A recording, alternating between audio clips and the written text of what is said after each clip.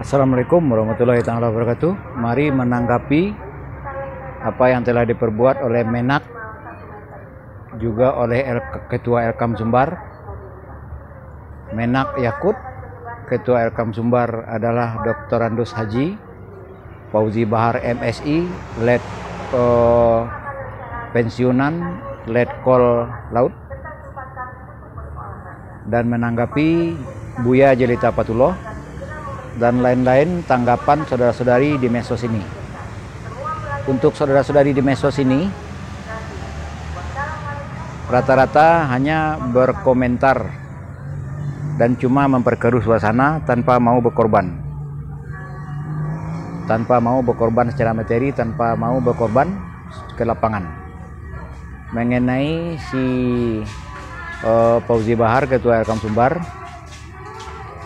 beliau tidak ada pengalaman sama sekali di bidang sejarah, maknawi, hukum, manajemen, tata kelola adat, tata kelola budaya, tata kelola agama,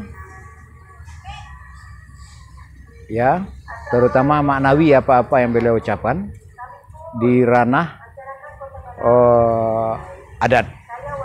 Karena beliau tidak bisa membedakan contoh-contoh perkara dari masing-masing definisi kosakata adat, budaya, adab, dan agama. Dan beliau menjadi Ketua Elkam hanyalah karena Sayuti Datuk Rajo Pengulu butuh duit. 10 tahun lebih Sayuti menjadi Ketua Elkam, yang sebelumnya dia menjadi sekretaris. Dan Sayuti Datuk Rajo Pengulu adalah senior dari Fauzi Bahar. Dan kesalahan fatal yang telah diperbuat oleh Sayuti Datuk Rajo Pengulu selama ini adalah membuat gelar dualisme di banyak tempat. Dan dualisme ini adalah pemicu sangat fatal, sangat vital, pemicu utama dalam keributan di ranah Pengulu Datuk Pendito Melin Menteri Dubalang, terutama mengenai ulayat di Minang. Dan mengenai Buya Jelita Patulloh, sekalian Buya Guru Sejarah Gazahar, beliau yang di ranah sarak berdua ini sedari dulu hanya ngoceh tanpa ada merubah apapun. Sudah banyak manuver-manuver beliau, dan beliau hanya mengutamakan keuntungan materi juga popularitas lewat penggalangan dana. Dan terutama Jelita Patulloh hanya fokus di Patullah Center, mengutamakan materi. Juga Buya Guru Sejarah Gazahar hanya mengutamakan pesantrennya. Dan mereka, Buya Guru Sejarah Gazahar dan Buya Jelita Patulloh ini cuma memperbanyak gelar dan memperbanyak jabatan, mencapai keuntungan materi berkelanjutan dan popularitas. Tidak ada pernah bekerja sama dengan berbagai ranah seperti ranah Elkam, MTKam, MAM, Daram, ya, juga IKM, dan secara umum semuanya tidak pernah bersatu. Masing-masing merasa hebat di atas nama Ikatan Persatuan Perhimpunan.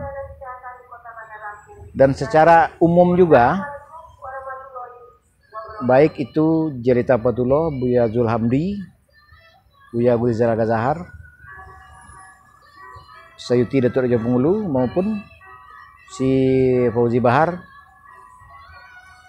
sama posisinya dengan BPNB, BPCB, Dinas Kebudayaan, DPMD.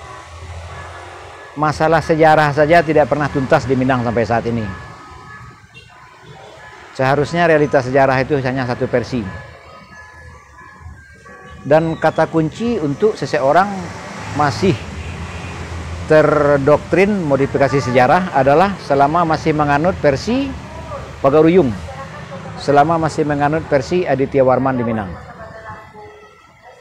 Itu dipastikan tidak menerima sejarah yang betul selama masih menganut versi Pagaruyung.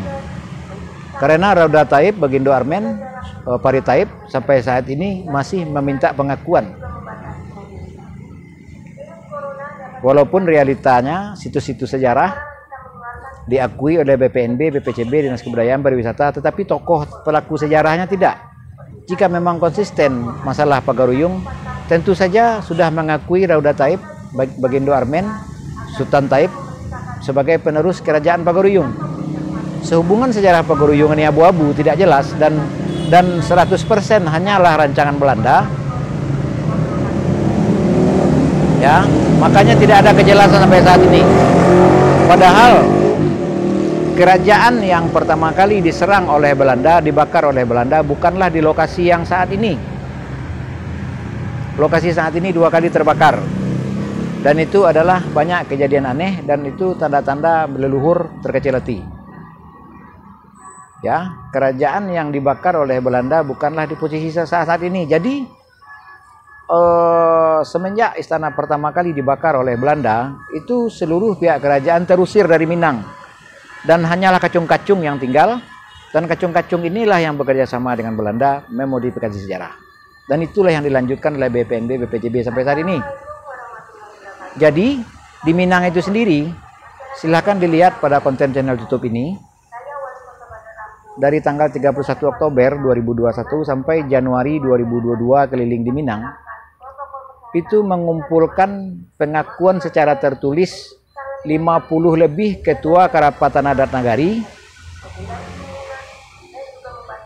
dari 19 kota, 19 kabupaten Provinsi Sumbar. Itu sangat membutuhkan program kaderisasi. Bukti-buktinya ada sama saya, itu rata-rata itu semuanya itu ada stempel basah. Ada 5 poin yang disetujui oleh ketua KAN tersebut, dan saya memperoleh stempel bukti-bukti pengakuan secara tertulis beliau itu tidak mudah. Silahkan pelajari konten channel YouTube ini. Ya, jadi saudara-saudari yang hanya ngoceh di Facebook, hanya menghabiskan anggaran untuk pendidikan BPNB, BPCB, tidak ada yang terdidik sampai saat ini oleh anda-anda sekalian, terutama Dinas Kebudayaan. Realitanya di lapangan, Pangulu Datuk Pendito Melin Menteri Balang secara tertulis mengakui kepada saya butuh program kaderisasi alih generasi, 4 metodologi membahas 4 judul bahasan. 4 metodologi adalah secara sejarah, manawi, hukum, manajemen. Judul bahasan adalah adat, budaya, adab, dan agama. Jadi 4 kosakata ini, adat, budaya, adab, agama, Pangulu Datuk Pendito Melin Menteri Balang di Minang sangat awam. Ini bukan perkiraan lagi, ini sudah kepastian dan pengakuan mereka secara tertulis. Jadi tolong saudara-saudari di IKM, KBSB, FKMB, Gebu Minang, dan lain-lain, tolong ini menjadi perhatian serius. Sudah sangat percuma bermulut manis asal bibir melambai, sangat percuma. Kebohongan-kebohongan, kedustaan itu sudah sangat terkuak dan sangat jelas sampai saat ini. Terutama juga Fauzi Bahar sudah jelas-jelas kalau mengenai Yakut, dia memang secara naiknya aja menjadi menteri sudah tidak di jalurnya. Dia cuma dari Banser tiba-tiba menjadi ke partai langsung menjadi menteri. Dan beliau itu memang sudah dikirim oleh Allah Ta'ala untuk menjadi azab bagi seluruh umat Islam di Indonesia ini.